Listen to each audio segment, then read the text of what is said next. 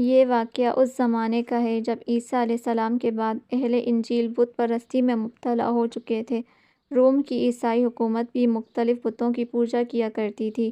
اس دور میں دقیانوس نامی ایک بادشاہ تھا جو بڑا ظالم تھا۔ جو کوئی بھی بت پرستی سے انکار کرتا وہ اسے قتل کر دیتا تھا۔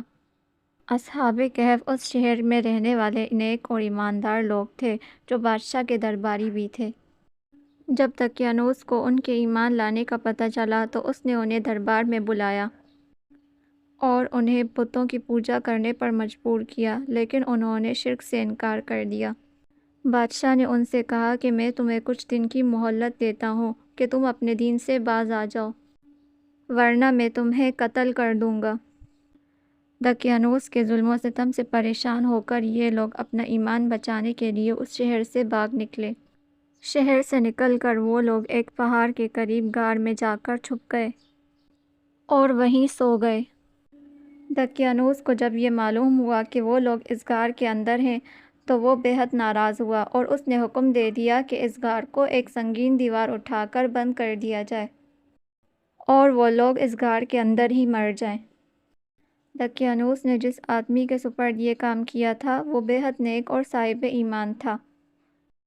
اس نے اصحاب کہف کی تعداد اور ان کا پورا واقعہ ایک تختی پر لکھ کر دیوار کی بنیاد میں رکھوا دیا اور اسی طرح کی ایک تختی شاہی خزانے میں محفوظ کرا دی۔ کچھ عرصے بعد بادشاہ مر گیا اور سلطنتیں بدلتی رہیں، یہاں تک کہ ایک نیک دل بادشاہ جس کا نام بیدروس تھا، اس نے 66 سال تک حکومت کی۔ اس کے دور میں مذہبی فرقہ بندی شروع ہو گئی۔ بعض لوگ مرنے کے بعد دوبارہ زندہ ہونے اور قیامت کا انکار کرنے لگے۔ قوم کا یہ حال دیکھ کر بادشاہ نے خود کو ایک کمرے میں بند کر دیا اور یہ دعا کرنے لگا کہ یا اللہ، کوئی ایسی نشانی ظاہر کر کہ ان لوگوں کو مرنے کے بعد دوبارہ زندہ ہونے اور قیامت کا یقین ہو جائے۔ اللہ نے بادشاہ کی یہ دعا قبول کر لی۔ اچانک ایک چرواہے نے اپنی بکریوں کو ٹھہرانے کے لیے اس غار کی دیوار کو گرا دیا۔ دیوار گرنے کے بعد اس چرواہے پر ایسی ہیبت طاری ہوئی کہ وہ یہاں سے بھاگ نکلا۔ اصحاب کہف اللہ تعالیٰ کے حکم سے اپنی نیند سے بیدار ہو گئے اور ایک دوسرے سے سلام و کلام کرنے لگے۔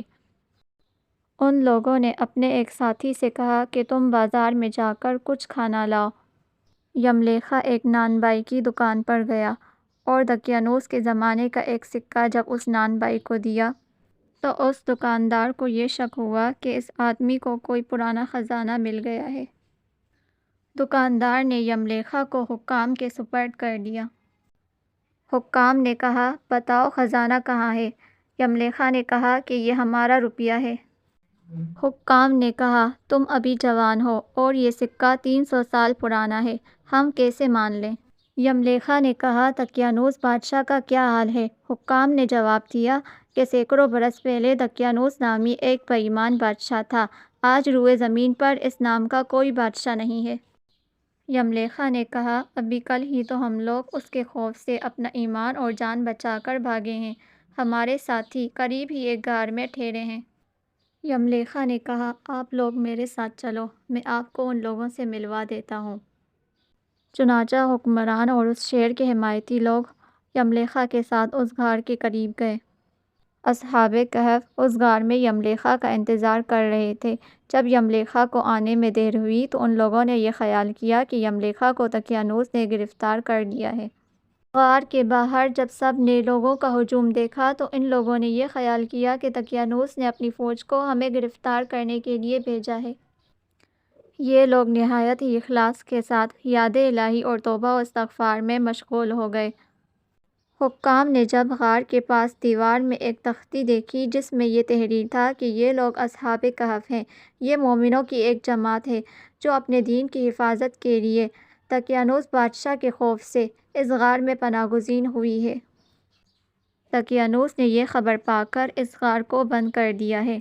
ہم یہ حال اس لیے لکھتے ہیں کہ جب کبھی یہ غار کھلے تو لوگ اصحاب کہف سے مطلع ہو جائیں۔ حکام نے اپنے بادشاہ کو اس واقعے کی اطلاع دی۔ بادشاہ اپنے حمایتیوں کے ساتھ فوراً ہی اس غار کے قریب پہنچا۔ اصحاب کہف نے بادشاہ سے ملاقات کی۔ بادشاہ یہ دیکھ کر سجدے میں گر پڑا کہ اللہ تعالیٰ نے اس کی یہ دعا قبول کر لی اور ایسی نشانی ظاہر کر دی کہ جس سے موت کے بعد دوبارہ زندہ ہونے کا ہر آدمی کو یقین ہو گیا۔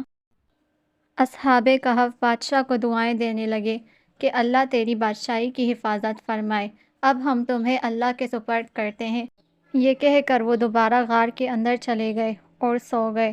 اسی حالت میں اللہ تعالیٰ نے انہیں وفات دے دی۔ بادشاہ نے ایک صندوق بنا کر اصحاب کہف کی مقدس لاشوں کو ان میں رکھوا دیا۔